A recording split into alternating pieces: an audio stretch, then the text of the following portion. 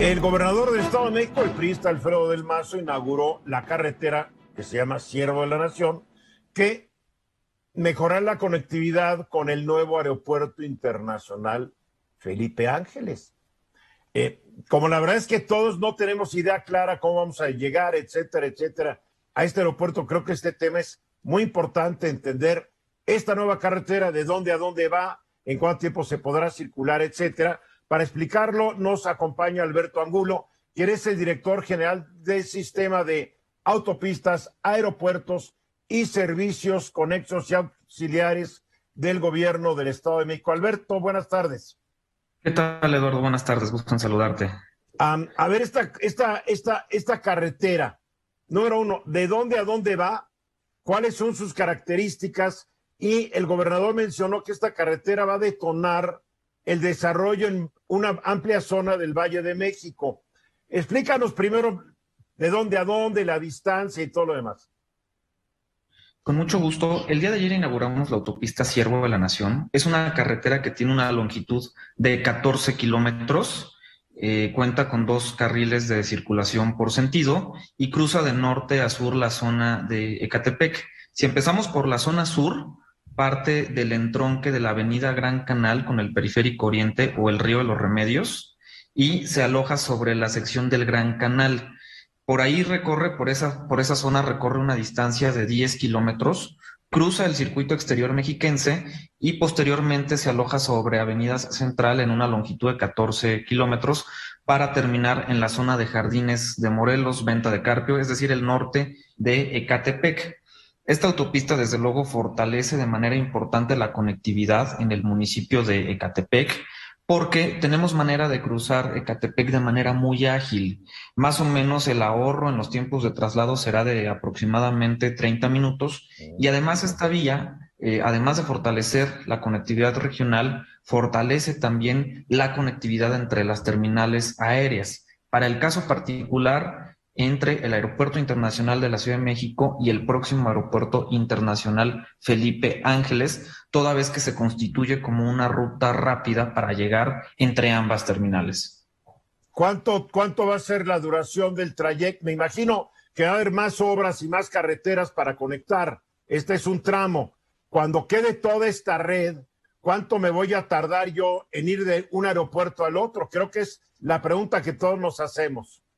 Sí, efectivamente estamos trabajando en un sistema de vías de alta capacidad. Cuando terminemos las vías que tenemos proyectadas, el tiempo de traslado del Aeropuerto Internacional de la Ciudad de México al Felipe Ángeles pasará de 80 a 50 minutos aproximadamente. Además de esta vía, estamos construyendo algunas otras que justamente fortalecen la movilidad entre las diversas terminales. Una obra muy importante que forma parte de esta ruta es el distribuidor de acceso principal al Aeropuerto Internacional Felipe Ángeles.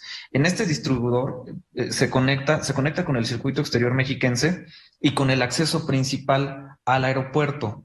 Es un punto nodal estratégico porque justamente en este entronque confluyen los viajeros que vienen de la zona norte, es decir, de Tepeji, de Zumpango, de Huehuetoca, de la zona poniente, es decir, Naucalpan, Huixquilucan, Toluca, y también de la zona poniente y de la zona centro, es decir, Texcoco y lo que propiamente sería el Aeropuerto Internacional de la Ciudad de México. A ver, una de mis preocupaciones es qué tanta capacidad va a tener toda esta red vial para que no termine como lo que ocurre con esta carretera que pasa por Huixquilucan y acabas en la carretera Querétaro. Tiene un nombre, no me sé cuál. Pasa Interlomas, Huixquilucan, llega a Toluca, etcétera. Que a veces las salidas son tan pequeñas que la gente, después de haber ido muy feliz, llega a una salida y tarda media hora en poder salir. Y no hay forma, o por lo menos yo no la veo, de que se pueda ampliar la carretera. Fue de 2 carriles, ya le quedó chico al usuario, debería ser de 3 carriles por cada sentido. ¿Qué va a pasar con estas? ¿Está planeado su crecimiento y su ampliación a futuro para que no ocurra lo que ha ocurrido con tantas obras carreteras de México que se quedan chiquitas años después? Lo que estamos haciendo es construir diversas rutas para llegar al aeropuerto, es decir, además de que todas son vías de alta capacidad, tenemos diferentes opciones. ¿A qué me refiero con esto? Por ejemplo, cuando nosotros pensemos, por ejemplo, del AICM en llegar al Aeropuerto Internacional Felipe Ángeles, desde luego que una ruta muy viable es la propia, o sea, la propia autopista Ciervo de la Nación en su confluencia con el circuito exterior mexiquense, pero no será la única. Lo que estamos buscando es tener varias alternativas, todas de alta capacidad, justamente para evitar aglomeraciones vehiculares. Cuando hablas de alta capacidad, ¿qué debo entender? Porque parte de estas carreteras, pues, después se llenan de camiones materialistas, de transportes, de doble remolque, etcétera, y, y valió gorro la alta capacidad. ¿Qué es alta capacidad? Alta capacidad yo diría que se compone de o sea, en dos maneras. La primera sí va ligada al número de carriles, pueden ser 2, 3, 4 carriles por sentido, pero también va ligada al trazo. ¿A qué me refiero con esto? Cuando un trazo es terso, cuando un trazo no tiene una cantidad de curvas suficientes que te hagan bajar la velocidad, pues la fluidez de los vehículos se da de mejor manera. En nuestro caso estamos hablando de vías, en la mayoría de los casos, de 4 carriles, es decir, 2 por sentido, pero la parte fundamental es que su diseño permite una ágil circulación, con lo cual pues estaremos evitando aglomeraciones. ¿Van a ser de cuota? Son de cuota porque se realizaron con inversión privada, es correcto. O sea que van a estar concesionadas. ¿Va a haber alguna restricción al tipo de vehículos que puedan circular sobre estas carreteras? Depende de la vía. Por ejemplo, en la parte, hablando del entronque de acceso principal, está previsto para que circulen todo tipo de vehículos. En la autopista urbana Ciervo de la Nación, por el momento está habilitada para el paso de vehículos ligeros, pero es importante señalar que también hay vías que permiten el paso de vehículos pesados y que tienen como destino el aeropuerto. El propio circuito exterior mexiquense tiene forma de llegar directamente al aeropuerto y también hay algunas otras alternativas como la autopista México-Pachuca. En la vía que nos ocupa, particularmente en la Ciervo de la Nación, por el momento está habilitada para vehículos ligeros. A ver, que tú que controlas si tienes un mapa, traes un mapa en la cabeza, que yo tengo que abrir Google Maps para poder entenderte. Digamos que estoy saliendo de Radio Fórmula en Polanco, que sí, está a un ladito del periférico, a la altura a unas cuadras de Ejército Nacional. Si yo quiero salir e irme al aeropuerto Felipe Ángeles, ¿cómo le hago? Fíjate que es un muy buen punto de salida porque la mayoría de los viajes o los viajes normalmente se miden partiendo de la fuente de petróleos, de ahí se hacen los estudios de foro. Ah, mira. Entonces, por ejemplo, si sales de la zona de Polanco, la forma más fácil de llegar es tomar las vías elevadas, el segundo piso, el segundo piso en el Estado de México, que es el viaducto Bicentenario, lo recorre uno en su totalidad y tiene una sección que entronca con el circuito exterior mexiquense. Toma uno el circuito exterior mexiquense y más o menos en 15, 20 minutos estarías llegando a lo que es el distribuidor de acceso principal para entrar por el acceso principal al Aeropuerto Internacional Felipe Ángeles. Entonces, es una vía rápida. Una vez que tú tomas un segundo piso, de ahí hasta el aeropuerto, concluyendo las obras que nos fueron encomendadas, no tomarías un solo semáforo. O sea, que va a ser, ¿qué? ¿20 minutos? ¿30?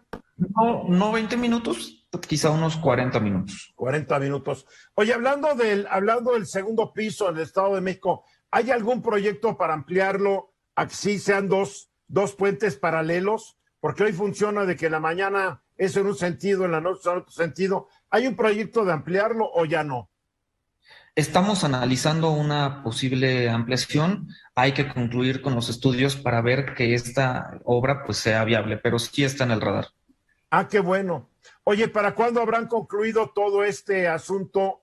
Porque el aeropuerto se va a inaugurar, si no me falla la memoria, en 2023. ¿Estará todo terminado para esa fecha? La fecha que nosotros tenemos como objetivo va ligada al inicio de operaciones, es marzo del 22. Y bueno, la primer vía que ya concluimos fue la autopista urbana Ciervo de la Nación.